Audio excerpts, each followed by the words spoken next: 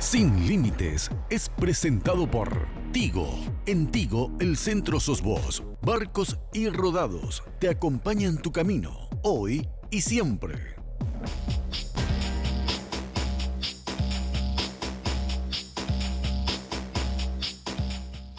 ¿Qué tal, amigos? ¿Cómo están? Pero muy buenas noches. Ya creo que estamos en una especie de verano adelantado. Yo no sé si va a ser más frío. Hola, Carlos, ¿cómo te va? Muy bien, Enrique.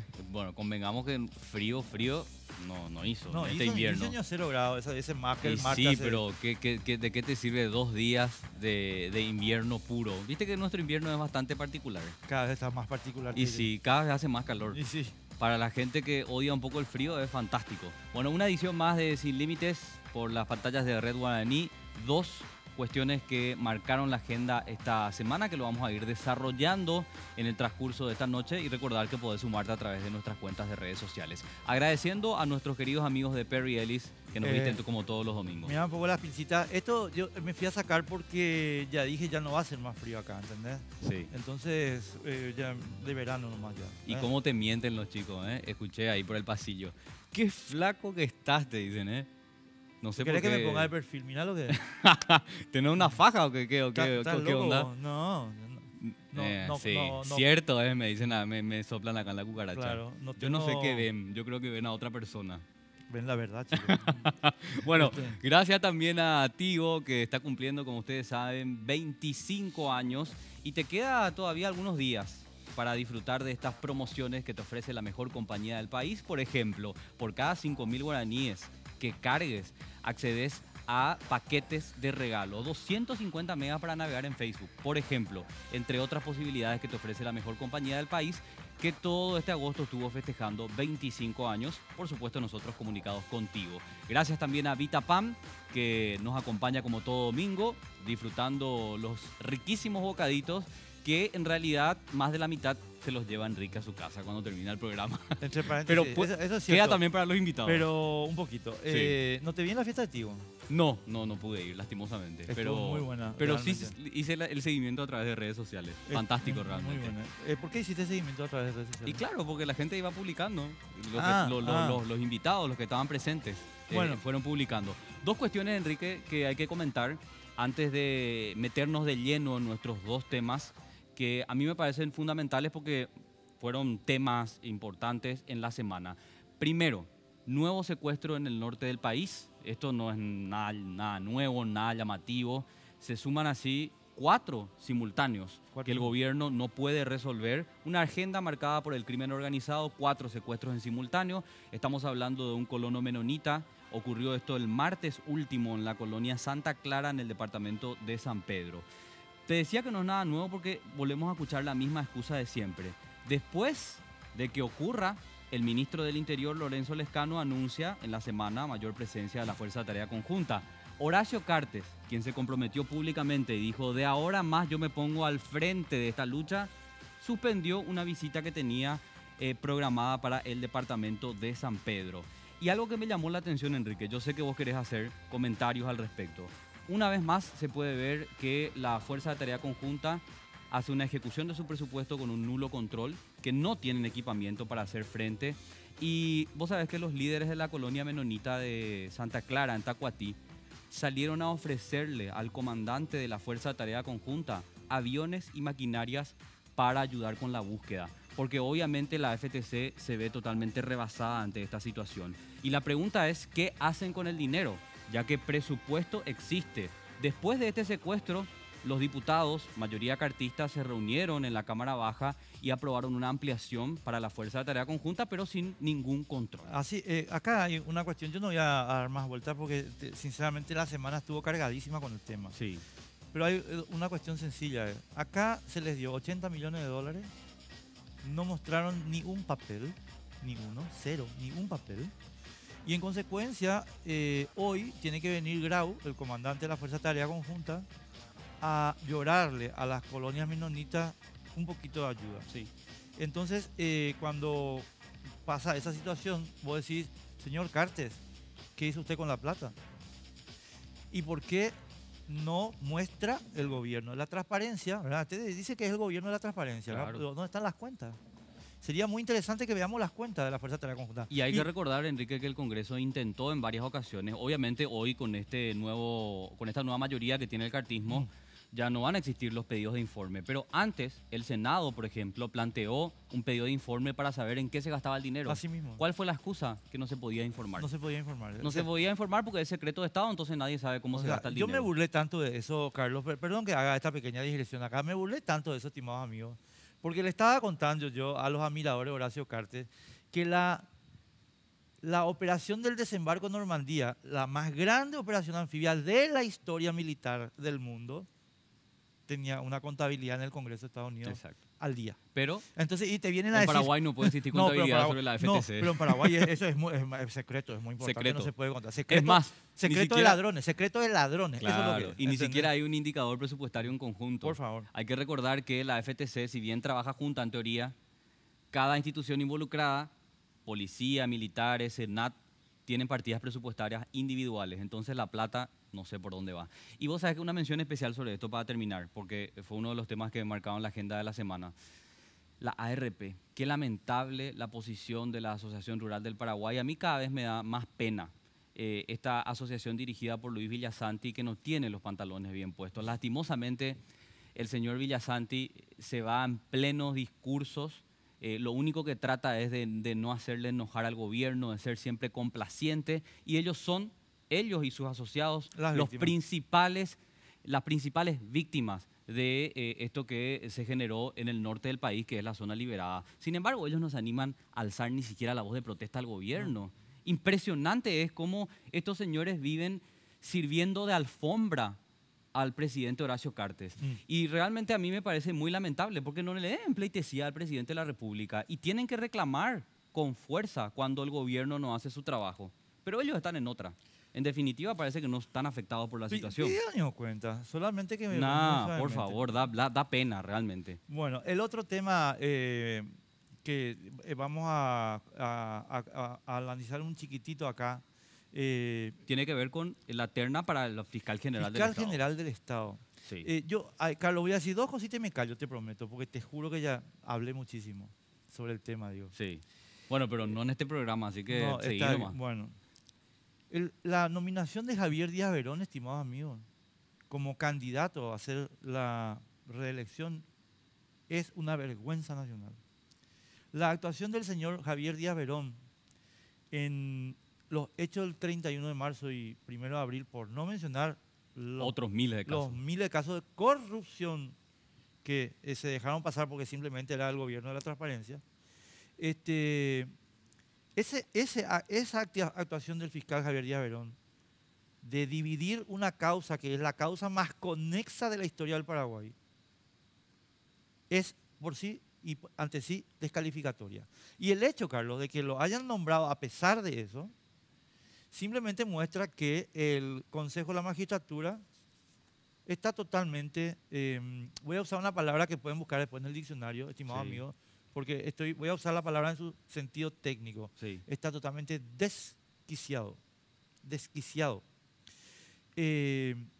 Entonces, ahora entendemos por qué hicieron el golpe institucional del 15 de junio en las cámaras del Congreso. Para cambiar la integración del Consejo de la Magistratura. Fíjate vos que Enzo Cardoso, nuevo miembro, estaba siendo juzgado o investigado por Victoria Acuña. Claro, que hoy está en la terna. Y Victoria Acuña le dio la impunidad a Enzo Cardoso y Enzo Cardoso votó por Victoria.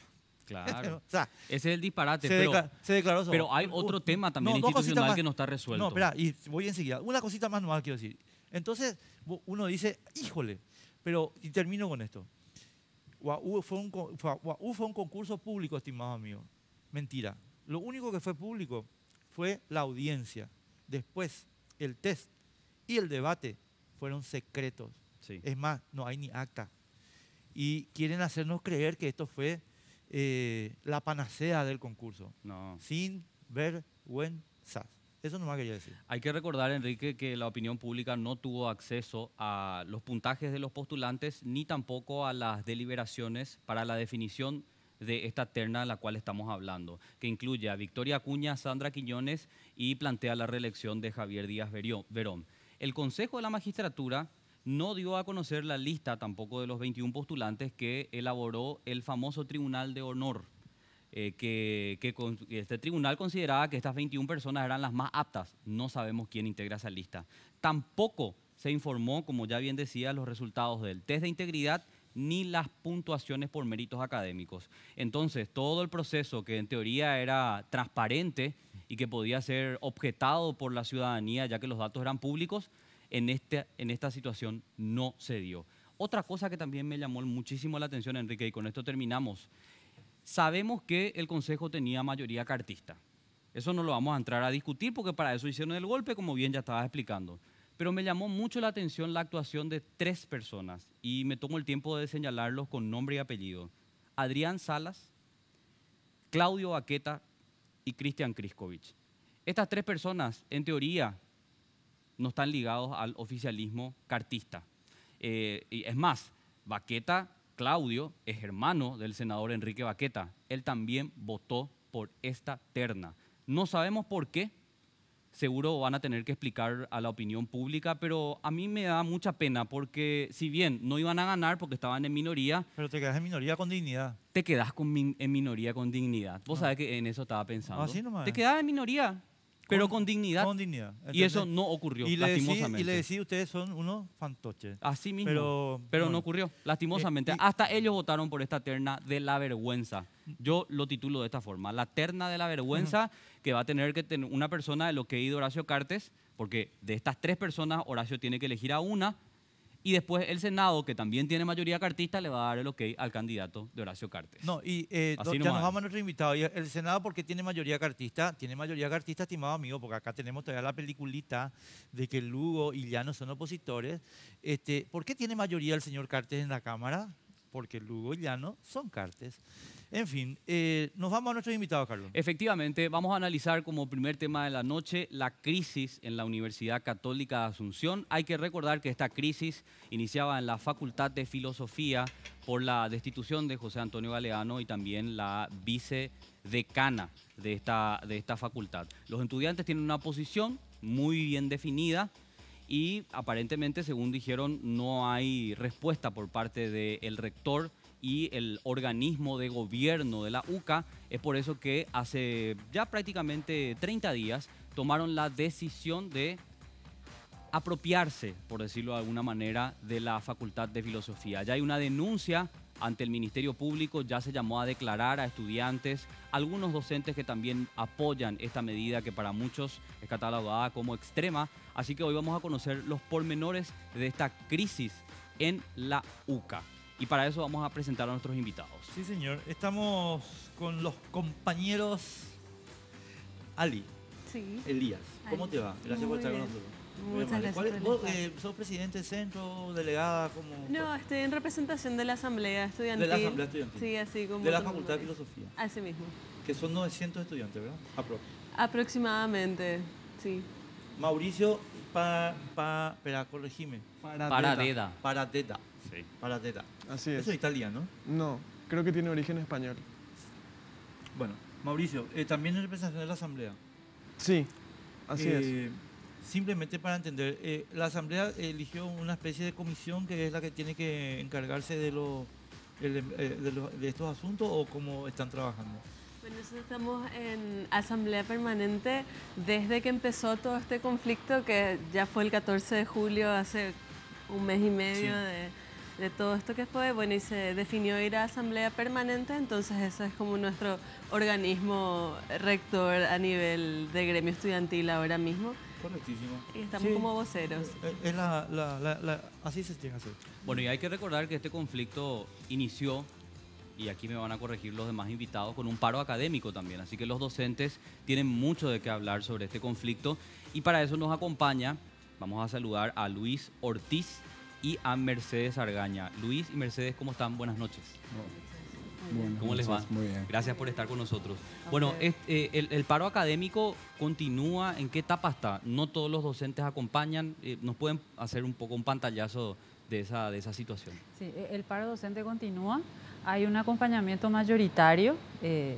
Entendemos que el espíritu general de la Asamblea Docente es continuar el paro porque hasta ahora no se ha destrabado el conflicto que generó la medida. Claro, y si bien, Luis, esto inicia en la Facultad de Filosofía, ¿toda la universidad está afectada o no? Sí, hoy día diferentes gremios, tanto docentes como estudiantes, ¿verdad?, se han manifestado de uno u otro modo para acompañar lo que es el conjunto de movilizaciones de los estamentos de la Facultad de Filosofía y Ciencias Humanas, ¿verdad? Entonces hoy día ya tiene una amplitud que ya excede esta facultad.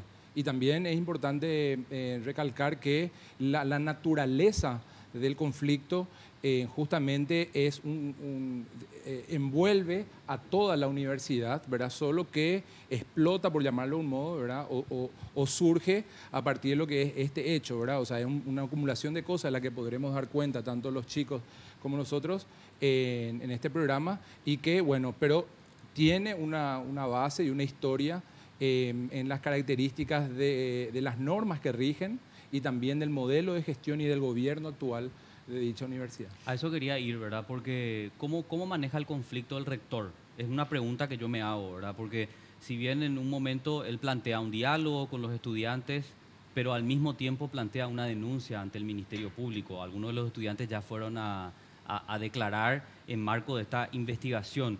Entonces, Mercedes, ¿cómo ves que el rector está llevando este conflicto? ¿Cómo ves que él plantea una salida para destrabar esta situación? Sí, yo creo que estamos ante una situación de un conflicto en escalada que surgió, todo surgió por el malestar que se instaló por la decisión que toma el rector de no continuar el vínculo laboral con José Antonio Galeano, que era nuestro decano en ese momento. Una persona que ha demostrado una trayectoria de compromiso con la facultad, a través de su gestión y de otros actores se han logrado hacer congresos internacionales, es decir, todo el estamento docente lo que ha planteado en una primera instancia es ¿por qué no seguir contando con él?, ¿verdad? Y es esa la respuesta que no se dio en su momento, que aumentó el malestar y generó acción y reacción en las diferentes partes hasta llegar a donde estamos hoy, ¿verdad? Claro. Es decir, nosotros entendemos que como estamento docente y miembros de la comunidad educativa, en un primer momento lo que queríamos era escuchar las razones de por qué no. Y esas razones no fueron esgrimidas en su momento. Nunca llegaron, bien. Para responder a tu pregunta, sí, simplemente decir que el señor Narciso Velázquez no tiene la capacidad de concitar el consenso dentro de la universidad, ¿verdad? Y de poder reunir a todos los estamentos en un clima, en un ambiente o entorno de concordia. En ese sentido, por ejemplo, el estatuto establece como una de las cualidades y requisitos para ocupar el cargo de rector, por ejemplo, en el artículo 5, numeral 2, de que tiene que tener un espíritu integrador y respetuoso de la participación, cosa que el rector Narciso Velázquez no ha logrado, y la crisis, que esta escalada a la que ha hablado justamente la profesora Mercedes Argaña, es una muestra de esa característica del mismo. Ahora, yo les voy a plantear la pregunta, pero tenemos que irnos a la pausa. Sí. Entonces quiero plantearles la pregunta antes de irnos a la pausa para que ustedes puedan digerir bien. ¿Por qué no están plegados los otros movimientos estudiantiles a una situación que, como bien estaba diciendo Mercedes, eclosiona con José Antonio Galeano, pero no es solo José Antonio Galeano? Entonces yo no estoy entendiendo muy bien por qué hay una suerte de resistencia en los estamentos estudiantiles de las demás facultades de la Universidad Católica a plegarse al reclamo que ustedes están haciendo. A la vuelta de la foto.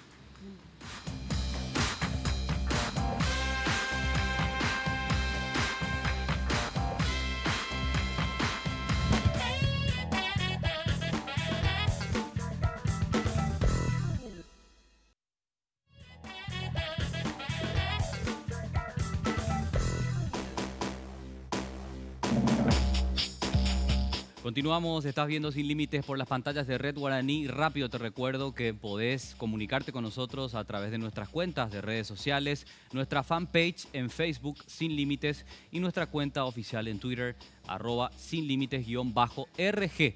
Nuestro primer tema de la noche, crisis en la Universidad Católica de Asunción, así que queremos leer tu opinión al respecto.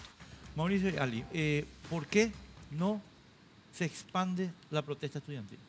Bueno, yo creo que tiene mucho que ver por esto que estamos justamente reclamando desde la Facultad de Filosofía, que es el autoritarismo que se da dentro de nuestra universidad en este momento.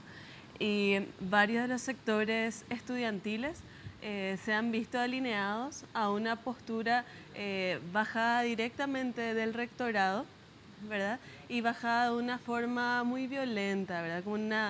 Con amenazas, a ver, se establece como que si no se hace caso a lo que plantea el rectorado, entonces vamos a estar mal con ellos y probablemente sufrir consecuencias. De hecho, todo lo que nosotros y nosotras estamos viviendo en la Facultad de Filosofía, tenemos compañeros que están judicializados, tenemos un docente y una compañera egresada también judicializados, da cuenta de este autoritarismo que usa solamente la violencia y no el diálogo para llegar a la resolución o no resolución como en este caso del conflicto, ¿verdad? Entonces este mismo autoritarismo despierta miedo, por un lado, y despierta también bastante... hay como muchos sectores que si bien pueden no estar completamente en desacuerdo con nosotros, sienten como esta necesidad de mantenerse al margen por miedo a ser también judicializados o que lleguen a estas medidas que están llevando con nosotras y nosotros. Mauricio, voy a agregar una cosita. Pero con ese criterio, Ali, no lo sacábamos a Stroessner nunca. Exacto. O sea, hasta ahora iba a ser presidente.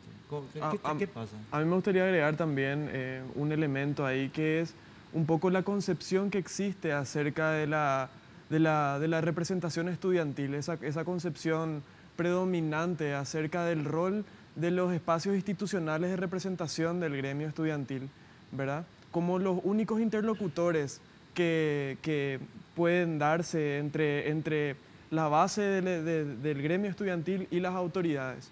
Es decir, en nuestra universidad, y por las características de un modelo universitario bastante signado por una concepción mercantil de la educación, hace que no existan organizaciones estudiantiles, movimientos estudiantiles por fuera de estos espacios institucionales.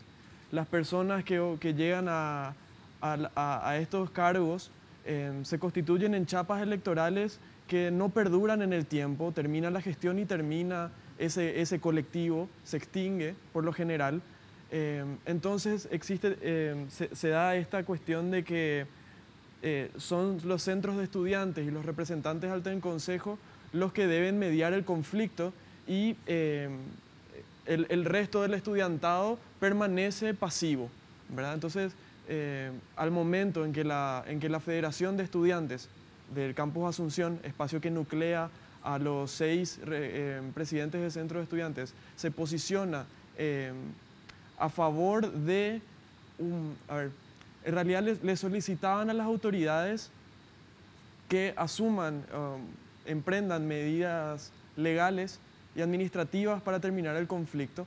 Firman un documento, un comunicado de la Federación, los 5 presidentes, excluyendo al presidente de Filosofía, y por lo tanto el resto del estudiantado permanece como de espectador, ¿verdad? Pero sí estamos de a poco haciendo un trabajo desde los compañeros de Filosofía y las compañeras de Filosofía también, de ir acercándonos, buscar espacios que son bastante limitados para encontrarnos con los compañeros y compañeras de las otras facultades, y se está empezando a generar un movimiento ahí adentro de los gremios por fuera de los espacios institucionales. Claro. Una cosita más, Carlos. A ver, perdón, pero tengo que hacer esta... En mi época nosotros hicimos una reforma del estatuto de Centro de Estudiantes de la Facultad de Ciencia y Tecnología, y los delegados estudiantiles pasaron a formar parte funcional de los centros de estudiantes. Yo no sé cómo está eso ahora, porque entonces vos tenés un manejo orgánico. El presidente del centro, los delegados funcionan como un equipo, aun cuando no sean de los mismos movimientos, ¿verdad? Pero si cada uno anda por su cabeza, por supuesto, el estudiantado queda paralizado. Ahí a mí me gustaría agregar, ¿verdad?, que existe esta forma. O sea, nosotros hoy estamos acá, si bien porque nuestro decano fue destituido de una forma que a nosotros nos parece completamente ilegítima, ¿verdad? Y representante de un proceso y de un modelo de universidad un poco alternativa a la propuesta sumamente autoritaria del rectorado que está impulsando esta gestión. Me parece que eso también tiene su forma de llegada a la organización estudiantil. O sea, este modelo de universidad vertical y autoritaria hace que los estudiantes y las estudiantes se encuentren completamente desorganizados. O sea, imagínate que una federación de estudiantes, se supone que ya nuclea diferentes gremios estudiantiles, puede firmar un documento donde se pide la judicialización de sus propios compañeros estudiantes. Eso es algo que nunca antes había pasado, sin llamar a asambleas. Y eso es algo que no resultó llamativo para muchos estudiantes y muchas estudiantes. O sea, no existe esta noción, o no fue robada, no fue sesgada, no fue completamente excluida la noción de que nosotros y nosotras podemos autorrepresentarnos en una asamblea y que es necesario que participemos para construir democracia, ¿verdad? Entonces, todo el tema de la representación estudiantil queda en una cuestión sumamente formal. Y aquellos presidentes y presidentas de centro que toman este tipo de decisiones, que si bien pueden estar o no dentro de sus atribuciones, depende de los estatutos de sus gremios, realmente no tiene una comunicación con las bases estudiantiles. Entonces, la mayoría de estas firmas de cosas que están en contra de nosotros son bastante huecas, ¿verdad?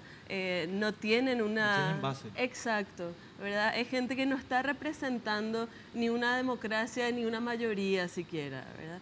Y entonces eso también es lo que venimos criticando y lo que queremos que se vea reflejado en los estatutos que queremos reformar. Claro, vos sabés que estaba escuchando nomás las expresiones de Ali y muchas veces mencionó la palabra democracia. Y por eso es que quería traer a colación declaraciones del arzobispo de Asunción, Edmundo Valenzuela. Él dijo, entre otras tantas cosas, esto no es democracia.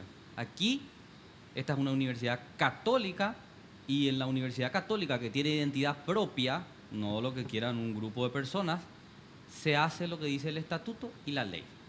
Así que yo quiero que me expliquen, no sé si podemos iniciar con los docentes y después vamos otra vez con los estudiantes, qué es lo que dice el estatuto, qué es lo que dice la ley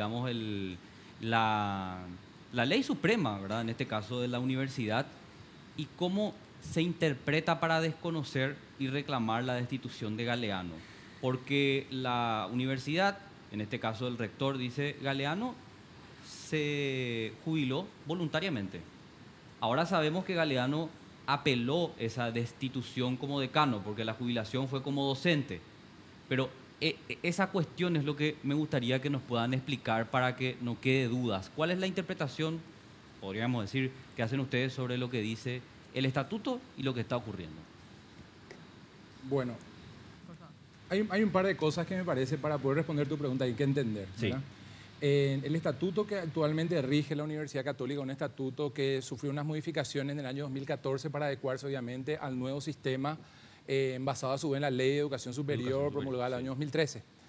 Es un estatuto que en relación al estatuto anterior, el año 2007 y anterior aún, es un estatuto que ha ido absorbiendo, ¿verdad?, o más bien da cuenta de una paulatina absorción en las altas autoridades, ¿verdad?, de instancias de participación de los demás estamentos de la comunidad universitaria para poder, por un lado, incidir de alguna manera en las decisiones o en la política de la universidad y por otro lado en el control, que es un tema fundamental, ¿verdad? El tema del control, la rendición de cuentas en cualquier institución es un aspecto clave. Se trate del Estado, se trate de una universidad, se trate de una ONG o una empresa. El tema de rendición de cuentas y el control es un aspecto fundamental y que se ha cercenado paulatinamente a los estamentos, repito. Entonces, esto es un aspecto sustancial del estatuto. Ahora bien, el estatuto, por lo tanto, en la magnitud que ha tenido una deriva más autoritaria, ¿verdad?, en su diseño mismo, de todos modos permite, ¿verdad?, algunas instancias o permite más bien el ejercicio dependiendo de un tipo de autoridad, ¿verdad?, que sea legítima ante su comunidad, ¿verdad?, académica, que pueda, digamos, promocionar y pueda habilitar espacios de participación, espacios de creatividad, etc. Entonces, esto es lo interesante. Este es un estatuto que tiene límites, ¿verdad? Pero que en esta crisis las autoridades, en primer lugar el rector y luego el Consejo de Gobierno, lo han transgredido, ¿verdad? O sea, la destitución de José Antonio Galeano es en realidad resultado de una transgresión de estos estatutos. Y el contrafactual de que el ejercicio autoritario del gobierno de la Universidad Católica por parte del rector y del Consejo de Gobierno permite otro tipo de gestión fue justamente el profesor Galeano. El profesor Galeano en estos estatutos permitió a una comunidad apropiarse de la facultad en el buen sentido, en el sentido académico, en el sentido científico, en el sentido también humano, ¿verdad? Claro. Es decir, ha permitido una convivencia de todos los estamentos, profesores, estudiantes, un interconocimiento, proyectos, como ya señaló la profesora Mercedes Argaña también hace un rato, en fin. Entonces, eso muestra de que si un profesor, un decano con sus características permite todo este tipo de virtudes, digamos, la comunidad académica y permite justamente una identificación, un sentido de pertenencia de su comunidad, es porque efectivamente hay todavía margen de maniobra que permite el estatuto. Y si vemos lo contrario, el rector, ¿qué es lo que está generando? El rector está generando una movilización extraordinaria y una disconformidad contra su gestión y sobre todo también con su estilo de gobierno, ¿verdad? Claro, pero ¿qué es lo que dice el estatuto específicamente sobre el decano? Para ser Muy decano, uno tiene que ser docente. Si yo me jubilo como docente, ya no soy docente. Esa es la interpretación que a mí me gustaría que ustedes nos digan y podamos mirar el estatuto propiamente, ¿verdad? Claro. Bueno, a ver, la resolución que es la 114 NB del 2017 del rector invoca el artículo 43 del estatuto por el cual, ¿verdad? En esa interpretación dice, bueno, que rige para el decano también las mismas atribuciones y también las mismas obligaciones que un director general del campus. Sí. En ningún lugar, sobre lo cual se habla en el artículo 40, en ningún lugar, ni en el 40 ni en el 43, señala como un aspecto fundamental, ¿verdad?, que tenga que ejercer la docencia, lo que habla de una experiencia docente, y una serie de otros atributos. Lo que es interesante de este asunto es de que esa resolución, ¿verdad?, emana de una figura que por los estatutos no está atribuido. Es decir, revocar de su cargo o destituir de su cargo, desvincular del mismo a cualquier, digamos, persona que está ejerciendo un cargo de confianza no puede ser ejercido por el rector, sino tiene que ser el resultado del Consejo General de Gobierno, que está previsto en el artículo 18 de estos estatutos. Por lo tanto, y esto es lo interesante, tiene que además tener un acuerdo previo al Gran Canciller. El Gran Canciller es aquel que un poco preside el alto gobierno de la universidad, porque ustedes saben, pertenece a la Conferencia Episcopal Paraguaya. Entonces, acá adolece ya en la forma misma en la que se da la desvinculación del profesor Galeano, digamos, adolece justamente de legalidad, ¿verdad? Y por lo tanto después, con todo lo que ahora estamos observando, también de legitimidad. Tenemos que irnos a la pausa. Después hacer la pregunta, porque si no nos olvidamos. Entonces volvemos a hacer la pregunta. Es que yo si no me olvido la pregunta. ¿Y anotás? Bueno, ¿Quieres que te pase un papel? No, está bien, voy a anotar. Vamos a hacer una pausa y vamos a seguir debatiendo sobre este tema.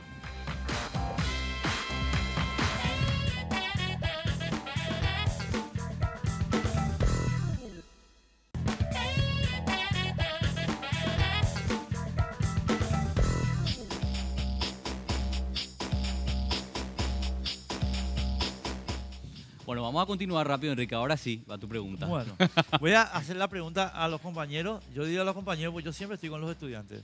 Sí. Qué bola. Pero, por favor, desde que soy chico. ¿De dónde lo que ustedes sacan que el arzobispo de Asunción de la Conferencia Episcopal se va a ajustar a una norma que él dispone por sí ante sí dentro de su propiedad privada? Hago la pregunta por lo siguiente.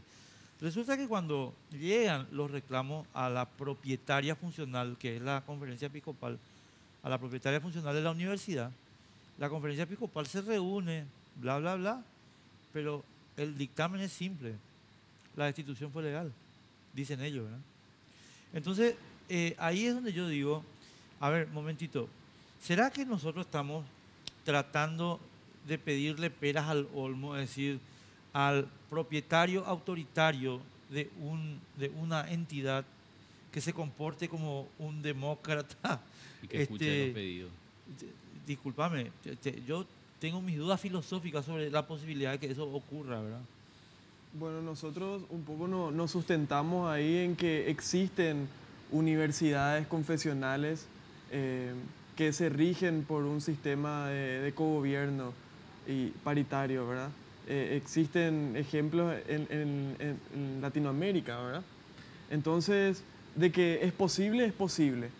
Y nosotros también estamos súper convencidos de que la lucha por la democratización de la universidad al interno es también en gran medida la lucha por la consolidación de un régimen democrático por fuera de la universidad.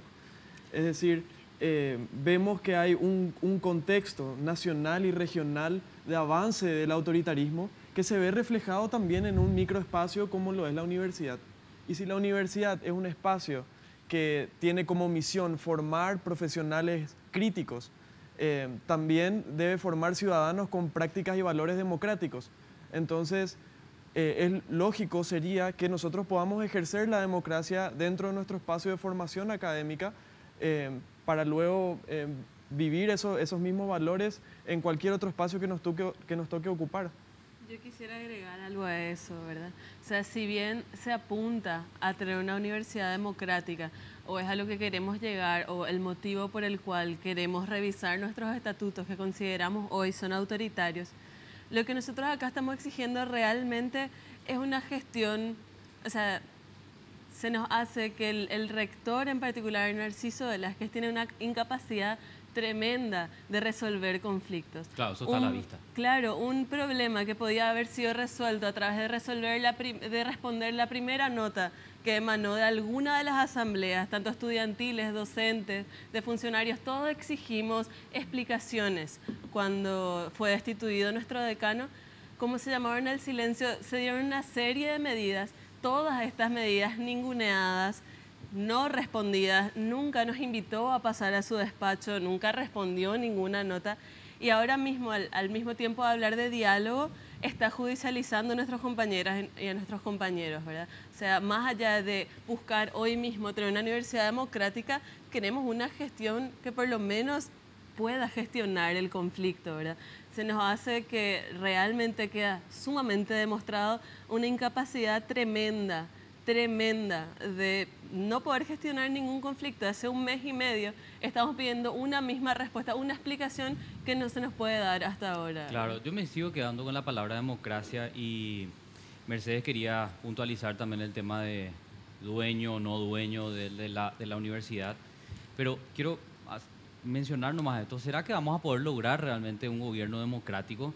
Porque leí muchas opiniones de personas que están mirando el conflicto de afuera y ellos son muy categóricos al señalar, o simplistas puede ser también, porque no, al decir, si no les gusta, llevan su matrícula y se van a otra universidad privada o se van a la UNA y nos dejamos de joder porque aquí los dueños no van a dar el brazo a torcer. ¿Es correcta esa interpretación, Mercedes, o vos no estás de acuerdo? No, es incorrecta. Incluso tu pregunta, Enrique, de ¿propietario de qué? O sea, cuando nosotros hablamos de una universidad, hablamos de una comunidad académica, de una comunidad universitaria que tiene estamentos y todos en un esquema de colaboración construyen un proyecto académico y un proyecto pedagógico que contribuye a un modelo de sociedad. Entonces, si nosotros vivimos en un Estado que plantea como fondo la intención de vivir en una sociedad democrática, nuestras instituciones mínimamente tienen que serlo. Entonces, quizás sin entrar en un debate profundo de qué es la democracia, lo que estamos discutiendo es que se nos reconozca como actores claves, como copropietarios de este proceso académico en el que... Mira, Mercedes, te interrumpo un ratito. En el que tenemos mucho que decir. No, yo sé que usted tiene mucho que decir. Yo quiero hacer dos aclaraciones acá para que se entienda el punto nomás. Yo estoy 100% de acuerdo con ustedes. De hecho, esa fue mi posición toda mi vida universitaria, 100%. No es ese el punto que estoy discutiendo. El punto que estoy discutiendo es que si vos no haces un diagnóstico correcto del problema, tu respuesta siempre va a ser inadecuada. Entonces, vos no podés hacer un diagnóstico correcto si decís que la conferencia episcopal no es la dueña de la universidad. Sí es la dueña de la universidad. Y es la dueña como Horacio Cartes, el dueño de Tabesa. Es la responsable de la conducción. Es muy diferente hablar de dueño a hablar de propietario. Porque si no, esto nos lleva a una lógica de la universidad es una empresa y aquí prima la voluntad del patrón. sea, el docente no es un empleado en esos términos, ni el estudiante es un cliente. O sea, en ese sentido es que tenemos que cambiar el discurso. Y yo disiento ahí contigo, no en la filosofía que vos tenés, en el diagnóstico. Él es un cliente y la conferencia episcopal es un patrón, mi querida Mercedes. Pero hablemos de actores y roles y responsabilidades, porque si no, contaminamos el discurso. O sea, taxativamente somos una comunidad universitaria que tiene estamentos y los estamentos con su contribución, su tiempo, sus conocimientos y su pasión construyen un proyecto académico. Si eso no se entiende, efectivamente uno tiene que preguntarse qué estoy haciendo ahí. Por lo tanto, el docente no puede ser tratado como un empleado en esos términos y que la voluntad del patrón es la única que importa. Importa nuestras voluntades. Perdón, Luis, ya sé que estás pidiendo la palabra. Lastimosamente la conferencia episcopal te dejó clarísimo que eso no es democracia. Está bien, pero para eso estamos aquí discutiendo. Pero por eso están luchando, yo sé. Totalmente, Luis. ¿Querías aportar algo? Decir simplemente que de todos modos nos regimos, ¿verdad? En un Estado de Derecho nos regimos, digamos, por principios que son, principios de derecho, obviamente, que están amparados por la Constitución Nacional. Entonces, ninguna entidad de gestión pública o gestión privada puede violar, principios constitucionales, ¿verdad?, que garantizan derechos a los ciudadanos. En ese sentido, fíjense usted, por eso es que hay estatutos. Y estos estatutos obviamente tienen un claro viso autoritario, pero tienen o están contemplados los mismos algunos criterios según los cuales uno puede, las autoridades, estos que usted denomina propietarios, yo comparto la tesis de Mercedes Araña, que no son propietarios en ese sentido empresarial, pero que de todos modos tienen que responder a las reglas, ¿verdad?, que están establecidas y consensuadas y que se denominan estatutos. Hay un sistema normativo interno. ¿Cuál es el problema en este caso, verdad? De que, por ejemplo, para la destitución de José Antonio Galeano, que fue una destitución irregular que implicó la transgresión de estos estatutos, el rector no se ve prohibido para un tipo de procedimiento como este, previamente consultar a la comunidad académica, ¿verdad?, de la cual el decano, en este caso el decano Galeano, era el principal aglutinador, porque era el decano, ¿verdad? Además, claro, con el estilo de gestión que ya hemos mencionado aquí. El rector no estaba, digamos, impedido de hacerlo. Es más, podía haber llamado a una mesa de diálogo antes de ese procedimiento, antes de ese gesto. ¿El qué hace? Él, una vez que los estamentos reaccionan y se movilizan disconformen con esta medida autoritaria, ahí recién llama a la mesa de diálogo. O sea, fíjense usted, y esto es interesante, ¿por qué? Porque al no operar de esa manera, ¿verdad?, que él, estaba facultado para hacerlo, ¿verdad?, invoca hoy día aspectos de carácter normativo, que si es que uno lo escudriña punto por punto, que nos da el programa para hacerlo, pero si lo escudriñamos punto por punto, ¿verdad?, se puede claramente y taxativamente demostrar de que ellos mismos han transgredido sus propios estatutos. Entonces, la contradicción aquí más grande tiene que ver con, ya no es la discusión sobre la democracia o no democracia al interior de la Universidad Católica, porque los estatutos han perdido este carácter democrático participativo. El tema es de que no se adecuan a derecho. Y termino con esto. Ellos están invocando la autonomía universitaria, ¿verdad?, para determinadas cuestiones, como por ejemplo para la interpretación de los estatutos, pero bien que no tienen problema de recurrir al poder público, en este caso al Ministerio Público, para que judicialice a miembros de su comunidad. Ahí no hay autonomía, ¿verdad? Bien que van a recurrir también a la policía. Y otra cosa, bien que transgreden determinadas reglamentaciones normativas que le concierne, pero bien que reivindican el cumplimiento de otras normativas para, repito, perseguir a miembros de su comunidad, ¿verdad? Estas contradicciones nosotros queremos hacerlas públicas porque muestran, repito una vez más, el carácter autoritario, arbitrario y discrecional de su manejo, y contra lo cual es un elemento a considerar por la opinión pública de por qué toda la comunidad educativa de esa facultad y de otras facultades también, que tenemos que recordarlo, están levantados, ¿verdad? Totalmente. Vos sabés que les quiero preguntar a los chicos, porque tenemos que ir cerrando ya. Como estaban explicando los docentes, el estatuto se ha ido modificando para limitar el control de todas las partes y que esto se vuelva cada vez menos democrático. Creo que eso concluimos después de esta charla. José Antonio, él como persona demostraba esa apertura, así que tenerlo fuera era la jugada que tenía que lograr la universidad para mantener el control. También está claro eso. La pregunta es si existen hechos de corrupción que se puedan investigar, que puedan ustedes, digamos, ir captando, elaborar algo responsable y plantearlo al Ministerio Público, porque el rector señala eso, ¿verdad? Él dice, yo quiero que denuncien los hechos irregulares, las situaciones irregulares que ustedes creen que se está dando en la universidad. ¿Se está tratando de esconder esos hechos de corrupción? Eso es lo que le pregunto. A mí me parece ahí fundamental hacer la aclaración de que existen reivindicaciones, existen reclamos, exigencias hacia las autoridades bastante anteriores a la destitución arbitraria del decano José Antonio Galeano. Tanto el estamento estudiantil como el estamento docente, inclusive el funcionariado, que es uno de los principales afectados por la mala gestión del autoritarismo de Narciso Velázquez, vienen realizando hace un montón de tiempo, ¿verdad? Hablamos de denuncias de persecución sindical.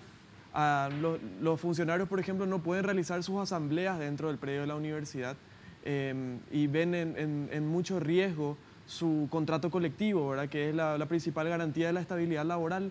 Los estudiantes venimos reclamando esto de la reforma estatutaria desde el 2006 en la Facultad de Filosofía, cuando terminan de cercenar todos los derechos de participación de los estudiantes en los espacios de toma de decisiones.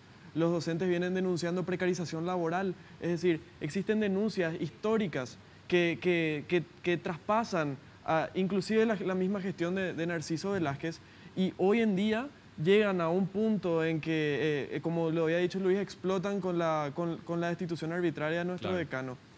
Pero respecto a actitudes así reclamables o tachables en este momento, o sea, es muy importante para mí dejar en claro acá también que hemos participado de 2 mesas de negociación, y cuando vamos estudiantes y docentes al segundo día de la mesa de negociación, se niega a mostrarnos el acta, ¿verdad? Sí. O sea, ese tipo de actitudes, o sea, ¿cómo yo puedo confiar en un consejo de gobierno que me esconde el acta y que pasa por encima de cada uno de los acuerdos?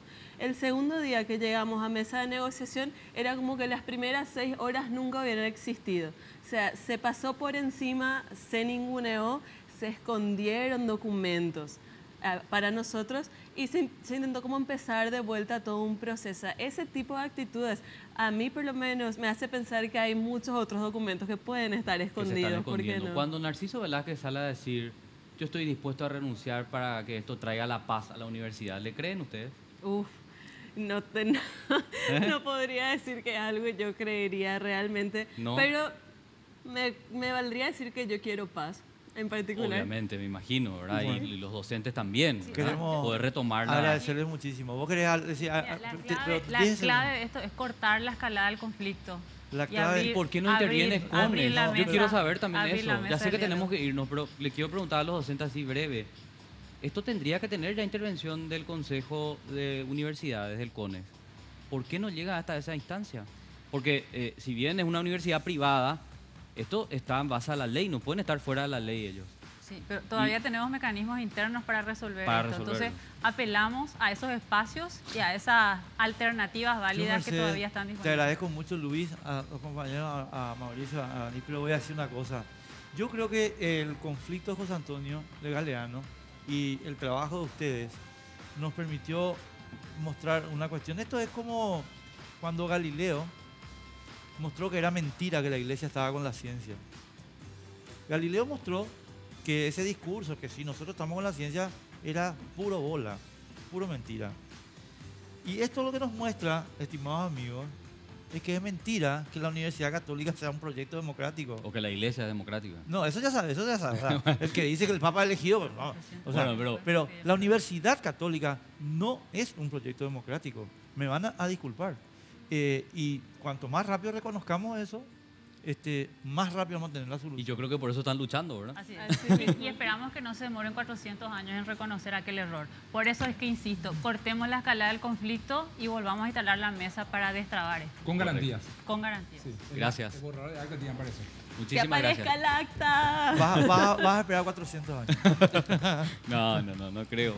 Ahora en la sociedad de la información, la resistencia, yo creo que puede generar cosas importantes. La iglesia no tiene tu tiempo. No, pero claro, pero los chicos no se van a cansar, yo estoy seguro. Yo creo que ellos están muy firmes y además tienen una hoja de ruta bastante clara. Sí. A la vuelta de la pausa, atiendan lo que vamos a tener aquí en Sin Límites. Imágenes que se volvieron virales en la semana. El famoso Dame mi boleto y paso. Los protagonistas de esta historia a la vuelta aquí en Sin Límites.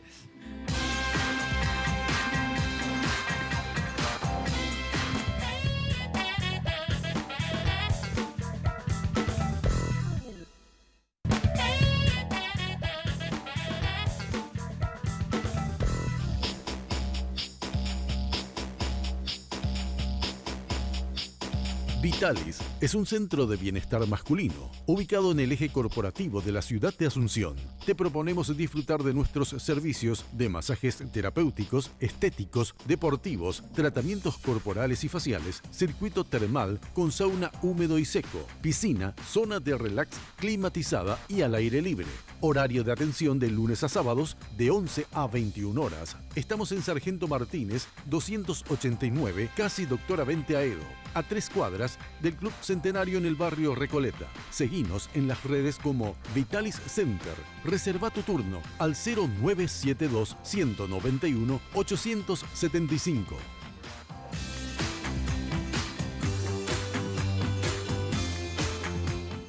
Muchísimas gracias a Vitalis, que nos acompaña como todos los domingos y nos ayuda también a poder llegar hasta hoy sin tanto estrés. Sin tanto estrés. Sí, un saludo muy especial a Fernando Papalaro, que es propietario de Vitalis, que realmente nos trató muy bien en esa visita guiada que tuvimos a Vitalis. Y también quería contarte que vos sabés que el ambiente laboral pues genera mucho estrés. Sí, eso es indiscutible. Totalmente. Te peleas con tus compañeros de trabajo, qué sé yo, hay mala onda, mala vibra.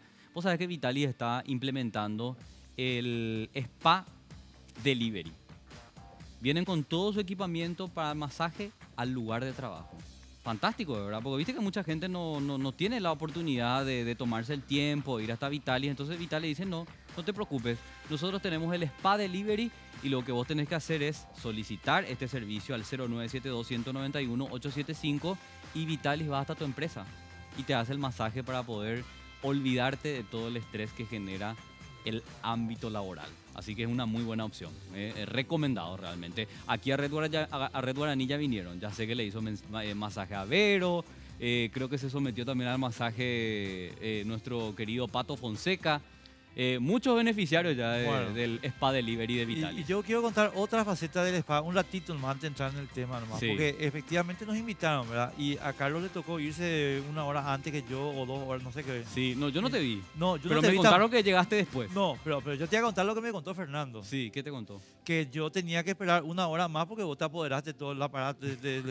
No, déjate, hermano. No. ¿Para qué llegas tarde? En fin. Vamos a abordar el tema, estimados amigos, de este incidente que se convirtió, por alguna razón que vamos a tratar de dilucidar en el curso de esta programación, en un fenómeno social, en un fenómeno en redes sociales, sí. Y que impactó a muchísima gente con simpatías para uno y otro lado, que fue el... Dame mi boleto y paso. Dame mi boleto y paso, sí, ¿verdad? Así se conoce, digamos, sí, el video. El video. Sí. Entonces, sinceramente creo que es curioso cómo un evento de estos se convierte, Carlos, en una situación tan difundida, tan comentada. Y es sencillo, gracias a las redes sociales. Gracias a las redes sociales. Y de hecho, uno de los protagonistas decía, no me importa que me cagues en redes sociales, porque hoy todos conocemos el poder de las redes sociales. Pero para la gente que no está al tanto de qué estamos hablando, tenemos este material justamente viralizado a través de redes sociales. ¿Qué pasaba un viernes con estos dos protagonistas a bordo de un transporte público? Acá estoy en la línea 15 con un chofer que no me quiere dar mi boleto, ya le pagué. Este es el número. ¿Qué es lo que te pasa, tarado? Me acaba de tirar el celular, este chofer me está maltratando, no me quiere dar mi boleto. No voy a pasar, voy a denunciar en todas las redes lo que está pasando. Dame mi boleto y paso, así de sencillo es. Ya te dije que te iba a dar tu boleto. Acaba de tirar mi celular. Este señor me está por pegar. Dame mi boleto y paso. Dame mi boleto y paso. 1000 veces te dije pasar. Dame mi boleto y paso. ¿Por qué la gente, acá vos le das a la gente? ¿Cuál es la diferencia? Yo soy una persona. Se cayó ahí, no quisiste alzar. No me diste, vos tiraste en el piso. Te di tu boleto y no quisiste alzar. No me diste, no me diste, vos tiraste directamente en el piso. Dame mi boleto y paso. No te voy a dar nada. Haz lo que quieras en las redes sociales. Dame mi boleto y paso. Dame mi boleto y paso. Es lo único que te estoy pidiendo, estoy exigiendo un derecho mío. Eso es una pesada y maleducada. ¿Y si chocamos, cuánta gente está? Eso es lo que no querés entender. Es una hija de perra para venir a hacerme problemas. Escuchen un poco lo que me dicen. Dale, tira por carajo. ¡Ey, me estás pegando! Bueno, tira. Dame mi boleto y paso. Salí de ahí, salí de ahí. No me quiere, yo ya le pagué. Dame mi boleto y paso. ¿Sabes lo que le di su boleta? Ella lo quiso agarrar y tiró ahí. Y se encaprichó conmigo y quiere que yo le alce. No me dio, no me diste, no me diste. Lo que quiera. No me diste ningún boleto. ¿Escuchaste? No me diste ningún boleto. Claro que te dice, cayó en el piso y me dijiste, alzame mi boleto, me dijiste. Este es de la chica que me dio. Bueno, devolverle su boleto a ella. Ya se bajó la chica. ¿O era tuyo? ¿Y qué es lo que querés, boleto? ¿Querés denunciarme? Ahí está el número. Quiero que vos me des mi boleto. No te voy a dar. Quiero que ya te di yo en te el piso. pagué. Yo te pagué. Voy a volver a dar. Bueno, esto fue parte de lo que ocurría a bordo de la línea 15, un video grabado por María Ibaldi, que es la persona que denuncia esta agresión física y verbal por parte del chofer de esta línea de transporte público. Hay que recordar que el material, como bien lo decía Enrique, tuvo una gran repercusión gracias a las redes sociales porque María pudo captar todo el momento y después lo publicaba a través de su cuenta en Facebook. Y bueno, todos los portales digitales de noticias, incluso el Viceministerio de Transporte, tomaron conocimiento sobre el hecho. Hoy con nosotros los protagonistas de esta historia. Miguel López, chofer, ¿cómo te va? Gracias por estar con nosotros. Un gusto para mí. Quiero empezar, antes de entrar en el tema, en el video se escucha que vos reclamás repetidas veces que le diste el boleto. Sí, efectivamente el boleto fue cortado por mí, ¿verdad? Como para entregarle en la mano. Resulta ser que en el momento de la discusión yo como que pierdo el control y eso debo reconocer. Yo recibo el efectivo de ella, no recuerdo si fue justo, no, ya con la discusión me descontrolé. Y ahí realmente el boleto como que se me va de la mano, le agrede, como diciendo, no querés agarrar la boleta rápido, listo. Suelto la boleta y se cae en el piso. ¿Es cierto? Pero, o sea, pero a mí una cosita antes nomás, Miguel, previa. Sí. Vos sí cortaste la boleta para darle. La boleta fue cortada. Ella cuando subió no subió con la filmación directa, porque esto fue antes de que ponga la cámara del celular.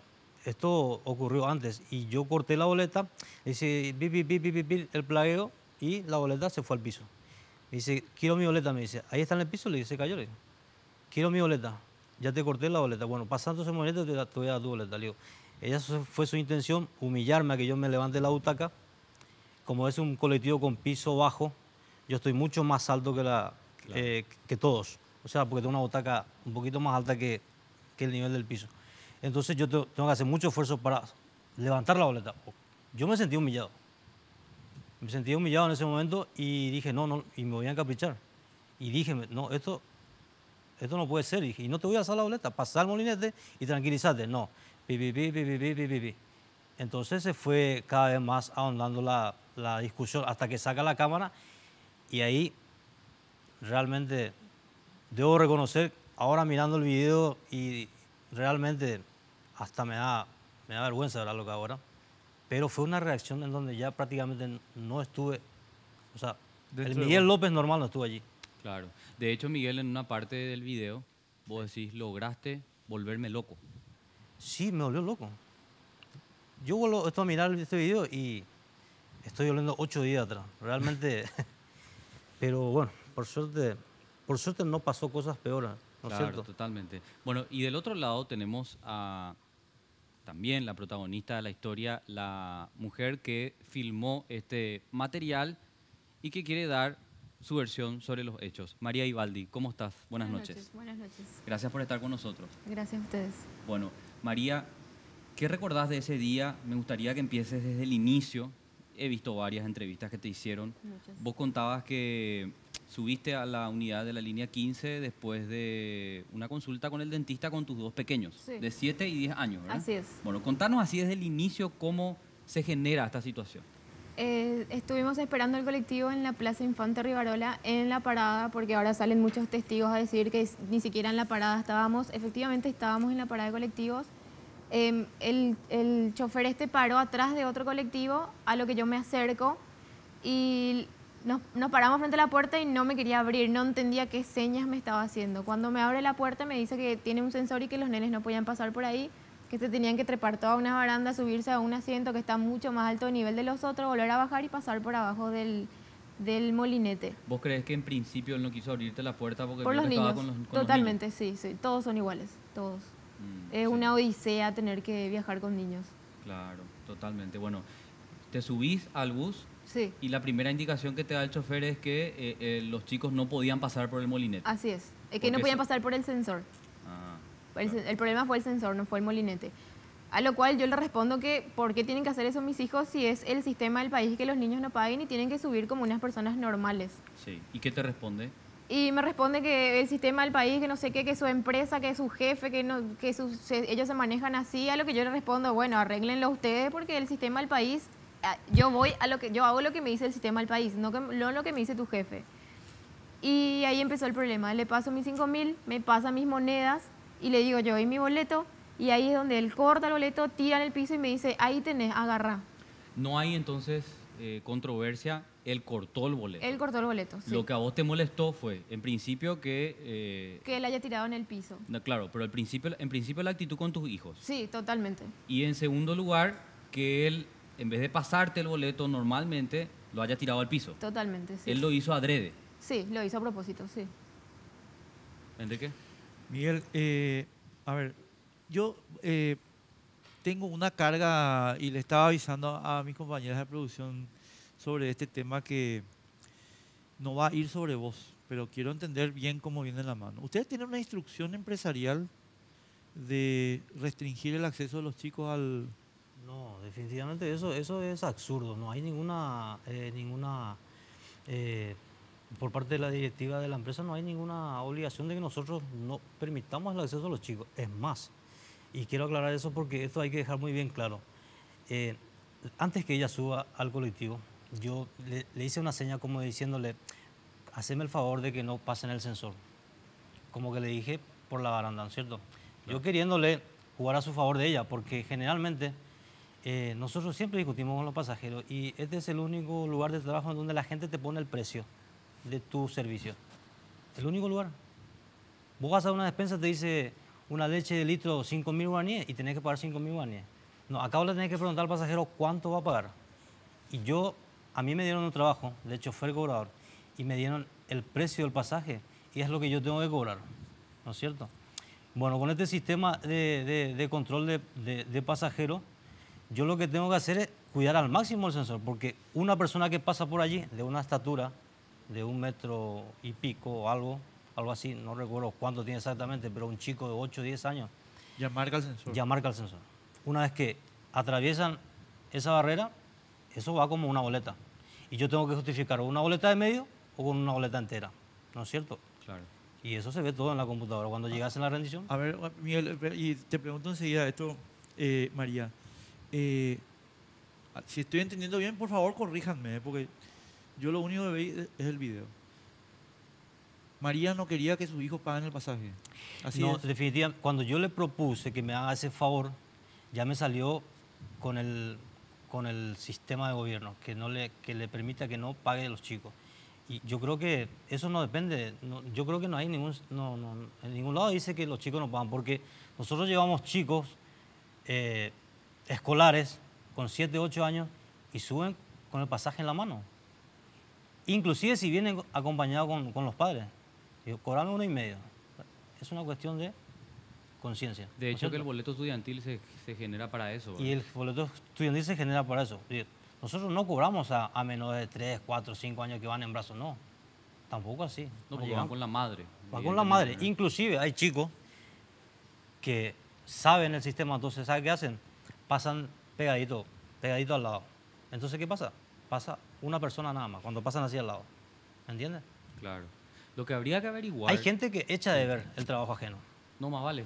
Pero viste que uno no puede pues tener todos esos datos de buena a primera. Sí. ¿Verdad? Uno quiere utilizar el servicio, lo que bien se tendría que socializar, y de hecho yo les quiero contar que solicitamos la presencia del viceministro de Transporte, Agustín Encina, para que nos acompañe esta noche. Lastimosamente tenía un compromiso, un viaje al interior y no pudo estar. Pero sería bueno poder sacarnos la duda, ¿verdad? ¿Hasta cuántos años no paga, por ejemplo, un niño, una niña, Sí. ¿verdad? ¿Ustedes tienen un protocolo sobre eso, ¿Hay Miguel? algo que ustedes No, sepan al respecto? En realidad nosotros no tenemos ningún dato sobre eso. No hay. Eso es a vista nada más. El que sube solo, un chico, obviamente sube con el pasaje en la mano. Sí. Inclusive si viene acompañado con el padre, porque un chico de 7 o 10 años se sube con el pasaje en la mano. María, Eso es categoría. perdón, Miguel. Sí. A ver, yo estoy tratando de reconstruir un poco la cuestión nomás, entonces, porque después yo voy a decir lo que me parece también. María, vos quisiste que tus hijos no paguen el pasaje. En realidad, la discusión no fue porque quiera pagar y no quiera pagar por mis hijos. La discusión es porque me tiró el boleto al piso. No, correcto. No, Sí. Vamos a llegar al tiempo. No, pero nosotros tenemos que establecer cuál es el contexto, ¿verdad? Entonces, la pregunta concreta es, Sí. ¿vos no querías que tus hijos paguen el pasaje? No, en realidad en ningún momento él me dijo que tengo que pagar por mis hijos. Yo tampoco en ningún momento pretendí pagar por mis hijos porque siempre viajamos de esa manera y nunca tuve ningún inconveniente. Claro, O sea, tus hijos nunca pagan el Nunca pasaje. pagan, sí. nunca pagan. Nunca pagan. Pero digamos que esta indicación de saltar el sensor es la Sí. primera vez que tenés... Es la primera vez, sí. Es la primera vez que alguien me dice que mis hijos tienen que hacer toda una travesía peligrosa porque todo esto mis hijos hicieron con el colectivo en movimiento. Claro, convengamos que Ellos sí. se podían haber caído, se podían haber golpeado la cabeza, que gracias a Dios no pasó nada. No, totalmente. Yo creo que los padres también hacen ese cálculo, ¿verdad? Miguel, vos sos papá también. De hecho, en el video decís, yo tengo una hija de 18 años, entiendo cómo está reaccionando, pero Sí, calmate, sí. por favor, ¿verdad? Sí. No, cálmate, por favor, no. No, bueno, totalmente. Tenemos que hacer una pausa y a la vuelta vamos a seguir hablando con ellos, porque yo quiero plantear otra situación que de hecho supone criticar duramente el modelo de chofer cobrador, que en otros países ya no existe, ¿verdad? El chofer se dedica a manejar. En muchos lugares tenemos el famoso billetaje electrónico, entonces la validación está a cargo del pasajero y el chofer no tiene ningún trato con el pasajero, pero lastimosamente nosotros estamos años luz alejados de esa realidad. Entonces, no quiero justificar ni la violencia, ni agresión física, ni verbal, pero digo que convengamos que hay una sobrecarga de laburo.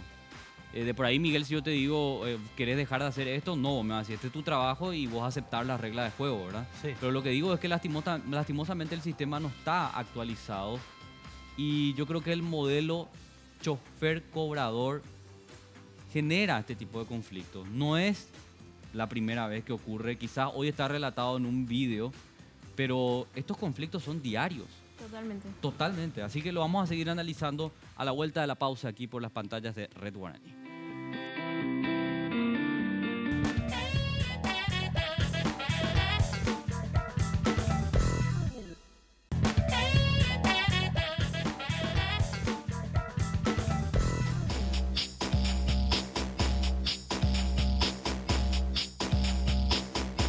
El estrés y las contracturas cervicales son dos de los problemas nerviosos más frecuentes de hoy día. La utilización del vibromasajeador orgánico Jack es un enorme paliativo para esas afecciones, ya que actúa como un descontracturante muscular, favoreciendo el óptimo funcionamiento del sistema nervioso central.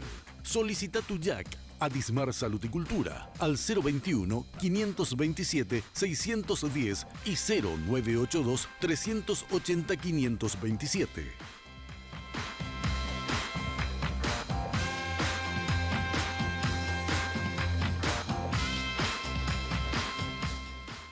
Bueno, y queremos leer tus opiniones a través de redes sociales.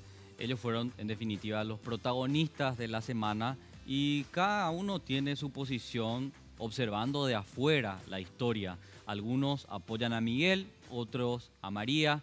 Lo cierto es que uno tiene que estar en esa situación para saber cómo reaccionar ante tal suceso, ¿verdad? Tanto Miguel como María, bueno, reaccionaron como pudieron. Después uno ve, analiza, dice si fue exagerado o no, pero estando en ese momento es que uno puede saber cómo reaccionar. Planteaba antes de la pausa esta cuestión que para mí me parece fundamental y que en un momento tenemos que debatirlo seriamente. Si bien está por aplicarse el tema del billetaje electrónico, no me voy a meter en las cuestiones políticas, pero sí, ya sé, pero no creo que venga, no creo que venga al tema que estamos discutiendo ahora. Tenemos un sistema de transporte público totalmente desfasado, arcaico, en donde el chofer tiene que ser de cobrador también, donde se acumula un trabajo que en muchos casos supera ampliamente las 8 horas legalmente establecidas. Entonces, hay problemas estructurales que alguien se tiene que hacer cargo. ¿Se abrió un sumario en tu contra, Miguel? En la empresa, el viceministerio del Transporte, yo sé que tomó conocimiento sobre el caso, dijo que iba a investigar. Sí. ¿Qué nos puedes contar al respecto? No, yo lo único que sé es que la empresa está sumariada. Está sumariada. Y que creo que tiene un lapso de 5 días, no creo, para pagar una multa. Creo que es una multa bastante importante. Y en mi caso, yo en realidad todavía hasta ahora no pude hablar con los asesores jurídicos de la empresa. ¿Pero qué te dijeron ellos? Y que ellos están preparando la defensa. Ah, pero ellos defienden tu posición, sí, digamos, ¿verdad? Categórico, por eso sigo trabajando. Sí. ¿Vos volviste a trabajar cuántos días después del incidente? Y nosotros nos trabajamos en realidad domingo. Y ese sábado me tocaba un día libre de la semana. Porque trabajo de lunes a sábado. Sí. Y cada 15 días me toca un sábado libre. Sí. ¿Me entiendes? Y yo tenía que volver a trabajar el lunes, pero le pedí al jefe que me dé 2 días más. O sea, lunes y martes. ¿Sentiste vos el apoyo entonces de tu empresa? Sí, desde el primer momento. Desde el primer momento realmente me sentí bastante apoyado por la empresa, por la patronal y más todavía por la opinión pública. María, esta es la primera vez que vos estás con Miguel frente a frente, ¿verdad? Sí.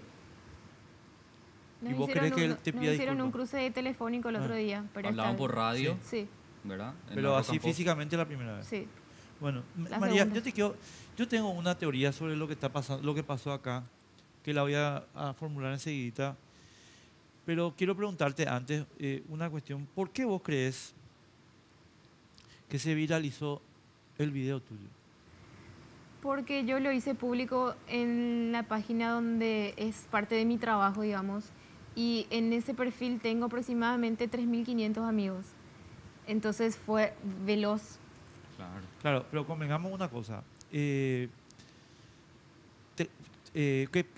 trabajo es el tuyo? Tengo una peluquería. Una peluquería. Bueno, vos tenés 3.500 amigos, ¿verdad? Pero convengamos que el impacto del video fue muchísimo más amplio que 3.500 amigos. Claro, que uno va compartiendo. Claro, pues, comparte un amigo, el amigo del amigo, el amigo del amigo y de hecho, vos habrás pedido luego que se comparta. Totalmente, ¿verdad? sí. Famoso cuando uno pide la viralización, dice, por favor, compartan. Totalmente. Y la gente va compartiendo.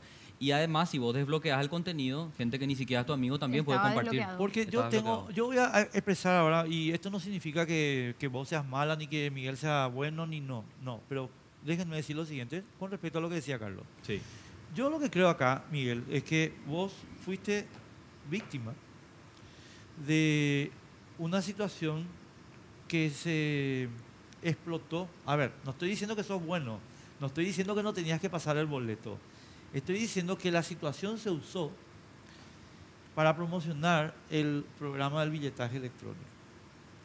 Y yo creo, María, que el video sí es importante el trabajo que vos hiciste en exponerlo, pero no hubiera jamás alcanzado el nivel de impacto que tuvo si no hubiera sido deliberadamente potenciado por la gente que está con el billetaje electrónico. Porque acá se tiene que justificar una cuestión muy sencilla. Termino, Carlos, y después decir lo que quieras. Déjame decir. No te estoy interrumpiendo, Pero vos estás hablando. Entonces, ¿para qué decir no mientras tanto? Pero yo puedo decir lo que quiero. No, está bien, decir lo que quieras, pero decilo. No váyase así con tu cabeza. Bueno, seguí, por favor. Bueno, gracias. Entonces yo nomás lo que digo es, ¿qué pasa con el billetaje electrónico? Ahora sabemos que el billetaje electrónico es del Grupo Cartes. Entonces, ¿por qué decimos que es el Grupo Cartes? Porque el señor Regis Romero es el concuñado del señor Francisco Barrio Candal. Y ellos son los que se quedan con el billetaje electrónico. Como está tomando estado público, que esto es del Grupo Cartes, Yeuma, entonces tu video les vino, pero como anillo al dedo. Les cayó como un maná del cielo que Dios les dio. Eso es lo que yo creo, mi querida María. Que el impacto público que tuvo tu video no es porque la gente está de uno o de otro lado, sino porque hubo un esfuerzo empresarial para que tenga el impacto que tuvo. En realidad, cuántas veces se compartió es lo que menos a mí me importa. Claro, Las palabras que utilizó este señor y las veces que me golpeó no se me borran. Ni si hayan compartido una sola vez. Claro. ¿Pero dónde te golpeó? Una vez en el mano tirando mi celular y la otra vez en el brazo, intentando tirar mi celular que agarre fuerte. Claro. Y todas las palabras que me dijo, irreproducibles. No, yo quiero interpretar un poco el escenario que está planteando Enrique, ¿verdad? Porque puede ser descabellado o no de acuerdo a quien lo analice. Existen dos variables. Que el gobierno haya generado esta situación, que yo creo que es muy difícil. No creo que lo haya generado, digamos. Yo no dije eso. No, por eso estoy hablando de variables. Ajá. Que el gobierno haya generado este conflicto, digamos, pues ellos son expertos en generar conflicto y después venderte la solución. Eso hace el Grupo Cartes, digamos, como empresa y hoy en el gobierno también. Cosa que yo por lo menos descarto, ¿verdad? No es que, no sé, que esto haya sido montado. Ahora, que el Grupo Cartes haya dicho, mira, pues este video nos puede servir, lo compartimos también nosotros a través de nuestras redes. ¿Por qué no? ¿Por qué no, verdad? Pero no estoy entendiendo muy bien qué es lo que le planteamos a la persona que denuncia la agresión. ¿Qué es lo que le planteamos a la persona que denuncia la agresión? Lo que te estoy planteando, María, y perdón, sí, me quedé corto, muy bien. Perdón, me expresé mal. Lo que te estoy planteando es a ver si no te sentís usada. A eso totalmente, por todos los medios. ¿Entendés? No, pero no por el gobierno, ¿o sí? Por todos los medios. Yo creo que es así, hilar muy fino ya lo tuyo. No, ¿por qué? Pero puede ser, yo no descarto. O sea, yo quiero que vos me rebatas si dije alguna mentira. No dijiste ninguna mentira, pero bueno, digamos que, convengamos que... Por favor. Y voy a refutarte este tema de la viralización. La viralización es una realidad. No necesita, mira que no le estoy defendiendo al Grupo Cartes, que no parezca eso. Y si parece, lo aclaro, no lo estoy defendiendo. No se nota. Ah, bueno, perfecto. Bueno. Pero yo sé que son unos sinvergüenza y de hecho que venimos combatiéndolos políticamente desde hace mucho tiempo. No me voy a dar la vuelta ahora a favor de ellos en esta cosa, ¿verdad? Pero lo que digo es, la viralización en redes sociales no necesita el soporte de nadie. No, el poder de las redes sociales es inmenso. Y todos sabemos. Por eso cualquier conflicto que nos afecta o que nos involucra, lo primero que atinamos a hacer es que sacar el teléfono y grabar, porque está en nuestra prueba. Totalmente. Entonces yo creo que eso hizo María y toda la gente que compartió también lo hizo con ese criterio. Ahora, que el gobierno se haya colgado de esta situación para decir, miren que esto puede cambiar que cuando ingrese el billetaje electrónico, sí, genial, pero ¿qué tiene que ver en eso María? A ver, ¿no escuchaste la pregunta que hizo o qué pasa? No escuchaste. No entiendo qué tiene que ver una cosa con otra. Voy a volver a explicarte. No necesitas ninguna estructura de gobierno para la viralización. Eso es lo que te estoy respondiendo. No, pero discúlpame, yo no planteé esa cuestión.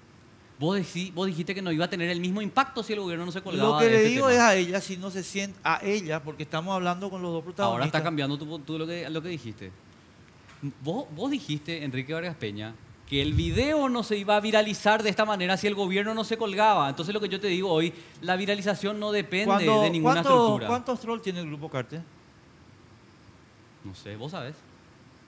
¿Pero pocos o muchos? Y muchos seguro, así como todos los políticos. Se está diciendo boludeces, discúlpame. ¿Pero qué tiene que ver? Perfiles reales compartieron también el video. Pero, bueno, yo no quiero discutir eso ni contigo. Quiero discutir el asunto siguiente. Yo pregunté si te sentías usada. Eso es todo lo que yo pregunté. Y ya respondió ella. Y bueno, pues lo único que falta. Pero no se te puede discutir, ¿o qué? Discutir lo que quieras. Y es lo que estoy haciendo. Pero yo lo que digo es que la viralización no necesita parece que te contagiaste del baile conmigo. Acá estamos con ellos. ¿En serio? Sí. Ellos son los protagonistas acá. ¿Qué tiene que ver? ¿Me entendés? Entonces, soltar el micrófono. Son ellos los entrevistados acá. ¿Está bien? Pero por bueno, favor. vamos a los protagonistas, sí, entonces. Pero supuesto. Vos acabas de dar una posición y yo di la mía. Está bien, entonces, correcto. Convengamos que vos también agarraste el micrófono. Bueno, dale. Está bien. Dale. Volvamos con ustedes, por favor, para que no se descontrole esta situación. María, vos te sentiste agredida física y verbalmente por el señor. Sí. Nos comentaste que es la primera vez que se ve en la cara después de ese incidente, si bien hablaron por radio. ¿Qué es lo que vos le pedís a Miguel después de conocer todo el detalle de lo que ocurrió? Sí, unas disculpas. Unas disculpas públicas. Sí. Pero vos querías que esa disculpa sea en televisión, porque Miguel nos contaba que él te ofreció las disculpas en radio y vos no las aceptaste. No, en realidad te comento, no sé si vos escuchaste el audio de la conversación de la radio. Sí, escuché parte de la entrevista que les hizo Álvaro Mora. Sí, en un momento él dijo, por Facebook ya te pedí disculpas. Entonces yo le digo, yo no tengo más Facebook. Entonces Álvaro Mora le dice, bueno, aprovecha que ahora están en el teléfono y pedile disculpas. Sí. Y el señor dice, no, ya lo hice. ¿Miguel fue así? Sí, totalmente. Claro, eso fue así. Y es más, seguíamos en tratativa con el tema de la disculpa, ¿verdad? Pero no se podía dar. Con Diego Martínez quisimos acordar ayer a la noche, pero no se pudo porque yo estuve trabajando hasta las 9 de la noche. Eso se pudo, ¿verdad? Pero de mi parte siempre hubo para dar el primer paso. Claro. ¿Vos estás dispuesto, digamos, a pedirle disculpas a María públicamente? Claro, ¿por qué no? Sí. Esto no es una guerra, esto fue un momento de descontrol que yo debo reconocer y públicamente pedirle disculpas a todo el género de la mujer, que realmente fue un momento de locura mío también, pero quiero dejar en claro que no fui yo quien entré en su casa a provocarle con una cámara y a hacer un escándalo por una boleta, porque eso es lo que irritó a mucha gente también. Imagínense, yo el colectivo considero como mi casa. Algunos me van a decir es un loco, pero yo el colectivo considero como mi casa porque estoy más en el colectivo. Pero es tu lugar de trabajo, claro. Es mi lugar de trabajo. Sí. Pero aparte de mi casa, es sagrado, es un templo para mí. Y cualquiera que venga a prepotearme y a querer pisotearme, y yo, un trabajador allí, por más que sea un trabajador para hacer servicio público, no tienen el derecho. Y eso voy a defender siempre. Defiendo siempre la parte del trabajador. A ver, Miguel, pero lo que plantea María no es el escándalo por el boleto propiamente, no digamos el boleto. Lo que ella reclama es la actitud que vos tuviste. Claro. Claro, y la actitud fue provocada. No empecé yo la guerra. Yo no empecé la guerra por un porotito. Pero ¿A usted le parece que hacer un escándalo por una simple boleta que, ponele, llamale, se cayó, lo tiré, no importa? ¿Pero a usted le parece que puede ser eso un detonante para hacer todo este lío? No, yo creo que el maltrato propiamente, el maltrato no tirar. El maltrato fue mutuo. Pero ella dice que no utilizó ninguna palabra descalificativa. Ella dice, yo quiero volver un poquito atrás, rebobinar otra, pero realmente me cansé de decir. Yo antes de subirle, no es que no le quiera abrir la puerta. Primero le enseño lo que quiero que ella haga para hacerle un favor a ella, para no cobrarle, ¿no es cierto? Porque generalmente nadie quiere pagar por los chicos cuando suben acompañados con los padres. Sí. Generalmente. Y viendo a una pasajera subiendo en la parada de Villa Morra, es un lugar más o menos de nivel importante, ¿no es cierto? De nivel de pasajeros, que vienen de los shopping, pin. ¿Qué pasa? Yo le pedí desde el principio, antes de abrir la puerta, que me hace favor. Bueno, listo. Cuando le abrí la puerta, no es que no le quise alzar. Eso es negativo. ¿Cómo yo no voy a querer alzar a un pasajero? Yo solamente le avisé antes de abrir la puerta. Cuando abrí la puerta, le seguí diciendo, por favor, que pase de este lado. No nos entendimos, cruzaron de vuelta. Ella dice y me acusa de que primero le golpeo al chico. Yo lo único que hago un par. No, espera. No querías que pase por ahí, pero listo, no importa. Y una pregunta, Miguel, en tu relato, ahí mismo nomás. Porque yo no, para mí este programa es un programa donde discutimos estructuras y coyunturas, no es un programa de chismes. Entonces, a ver, si los chicos no pagaban, ¿a quién le descontaban? ¿A vos? ¿A mí? ¿Te descuentan a vos? Sí. O sea, si ellos pasaban por el sensor. Ojo, quiero aclarar. Tenemos una tolerancia nosotros. No, correcto. Mi pregunta es sencilla. Si yo soy el nenito y paso por el sensor, sí, a vos te cobran. Claro. ¿Correcto? Claro. Bueno, eso nomás. Puede continuar. Sí. Y decía que ocurrió ahí el problema, ¿no es cierto? Que nos entendimos de entrada y yo ahí ya me puse nervioso. Realmente tengo que reconocer que también tuve un mal día, ¿no es cierto? Pero vos reconocés, Miguel, que digamos esa situación te hizo perder la paciencia y que eventualmente vos cortaste el boleto y le dijiste, toma.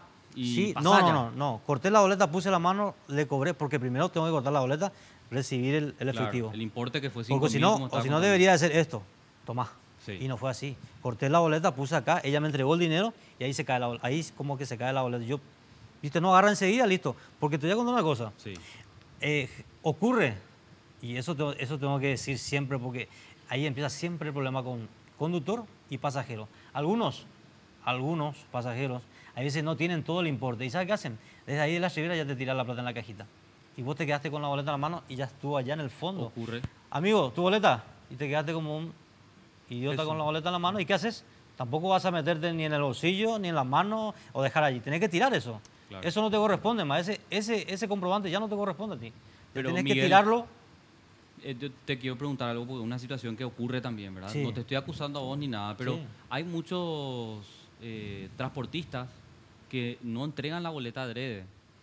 Yo entiendo que el ¿Transportistas sistema... o choferes? Choferes, perdón. Choferes, sí, ¿verdad? Que te hacen pasar nomás y yo no sé cómo hacen, si es una recaudación paralela. No, vamos a ser directos. Sí. Ese es, le llamamos nosotros la boleta que haces para tu golpe. De cada boletita, o sea, le llamamos el patito, que haces volar. Ese es tuyo. Es una boleta del suelo que se agarra. Yo te cuento así porque eso es así. Claro, pues está bien para entender. Claro, ahí es donde hace para la empanadita, para el teré, eso es categórico. Ese es un folclore antiguo en el transporte público de los choferes, ¿verdad? Pero cuando ya hay controles de sensor, molinete, cámara, eso se termina. Claro. ¿Me entiendes? Porque si hay diferencia, uno va al control a la utilización de la tecnología para... Claro. Y ellos acceden a eso y eso es lo que manda. Claro. Eso es lo que manda. El sensor te dice tenés 145 boletas enteras y 20 de medio, calculado por 3.300, tenés que pagar eso, tenés que rendir eso. Sí. Y bueno, desde ese punto de vista, clarísimo. Bueno, tenemos que hacer la última pausa de la noche. Sí, señor. Bueno, y volvemos en un ratito.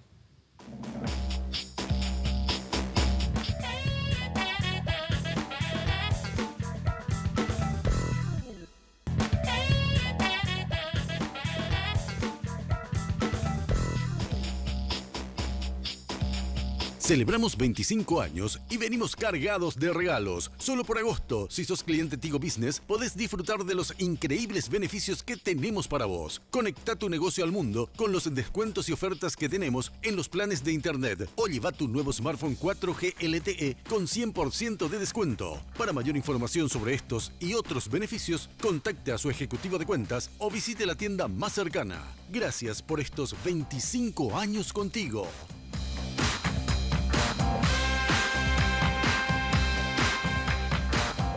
Bueno, este es el último bloque y tenemos a los dos protagonistas de una historia que ha marcado la semana. El famoso Dame mi boleto y paso, el video que fue viralizado a través de redes sociales y que todos los portales de noticias, bueno, se encargaron también de comentar al respecto. María, vos nos estabas contando que estabas esperando este pedido de disculpas. Ya lo escuchamos a Miguel, él dice que después de analizar toda esta situación, él cree que en algún sentido también se excedió, aunque pide que ambos reconozcan sus responsabilidades en este incidente. ¿Vos estás dispuesta a reconocer tu responsabilidad, tu cuota de culpa, por decirlo de alguna manera, en todo esto que se viralizó o no? Yo solo estaba exigiendo un derecho mío. Llamarle boletito, llamarle papelito, llamarle porquería pequeña. Yo estaba exigiendo un derecho mío. Una preguntita, María. ¿Vos estabas consciente de que si los chicos pasaban por el sensor, él iba a sufrir un detrimento de su ingreso? Acá la pelea no es que los chicos hayan trepado. Mis hijos pasaron, treparon sin ningún problema. Acá, o sea, el debate... Eso sin discusión. Sin discusión. O sea, claro, es el acto de la levantada. No, es la agresión física y verbal que sufrí. No, que inicia con que tiraba el yo estoy de acuerdo. O sea, a ver, Miguel, me parece que me parece que es de sentido común lo que está diciendo María, ¿verdad? Nomás a lo que yo voy es que las situaciones pues se van desarrollando, ¿me entendés? Y no es para disculparle a él, es para...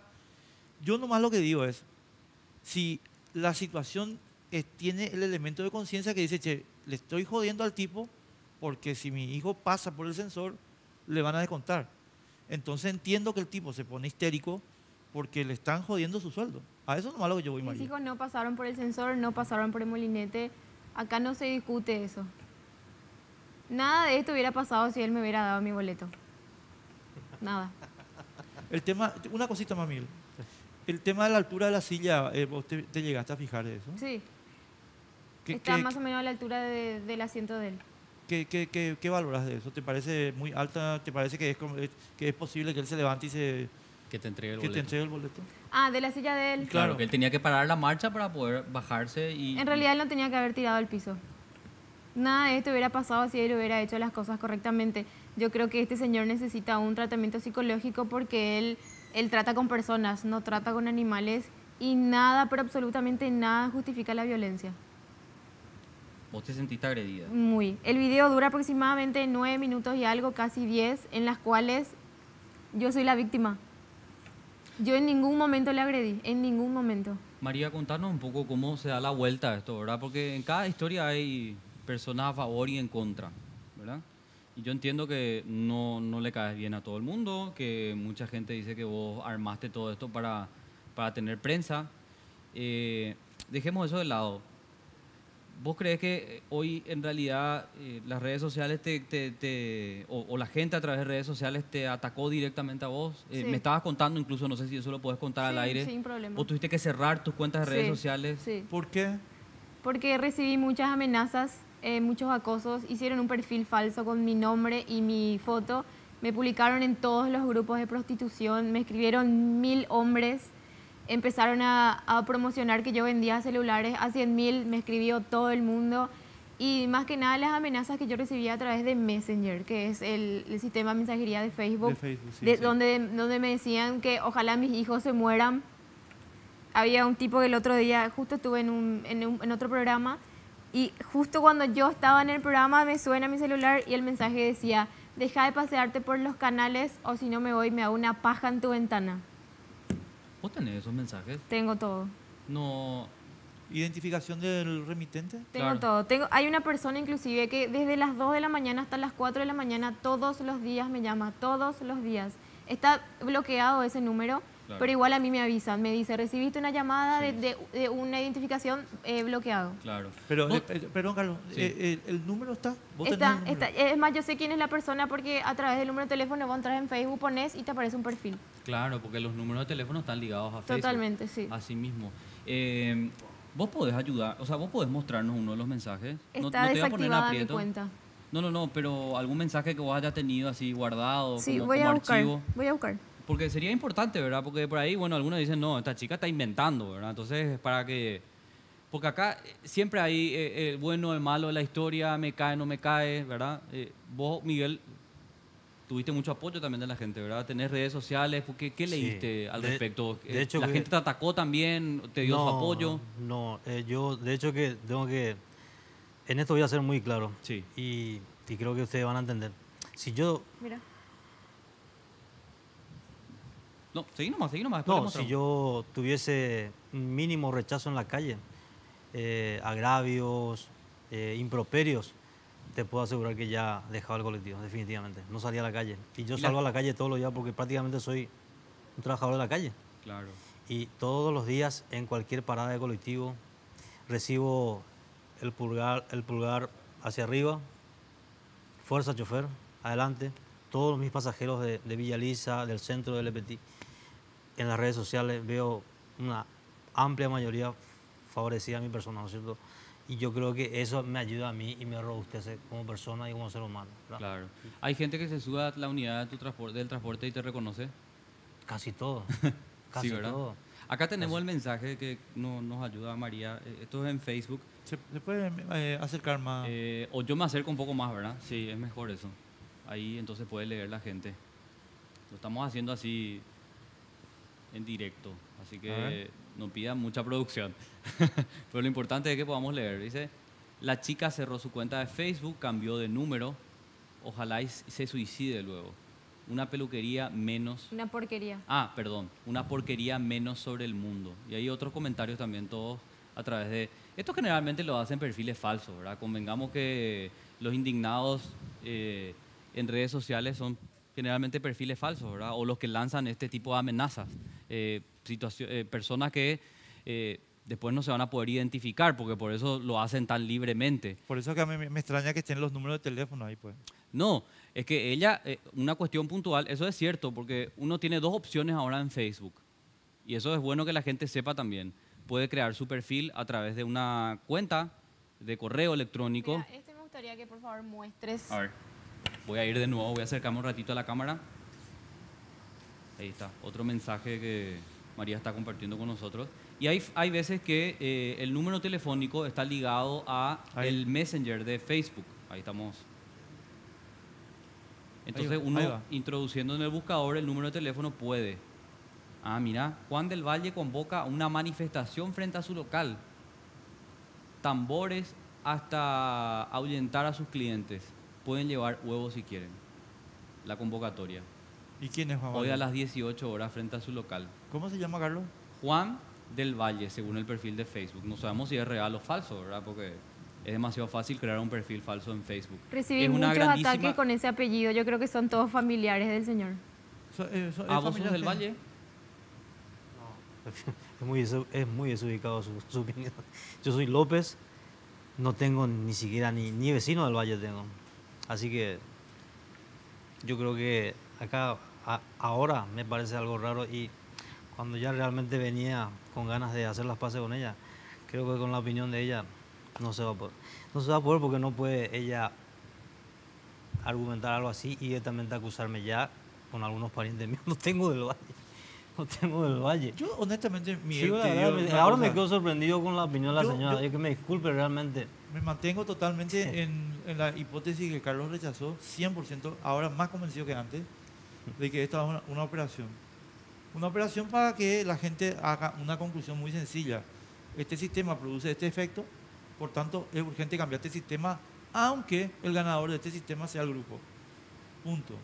¿Te puedo mostrar Pero Miguel, mira, lo cortés no quita lo valiente. Sí. Yo le pediría disculpas a María, punto. No, más vale. Pero de hecho, Miguel ya le pidió disculpas.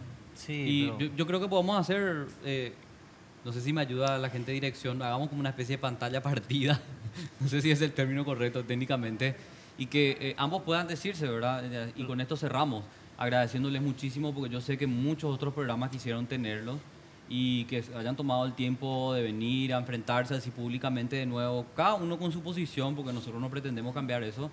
Les agradecemos muchísimo. Gracias, María, gracias, Miguel, muy amable. Y queremos cerrar, si se puede, con este pedido de disculpas de ambos, no sé.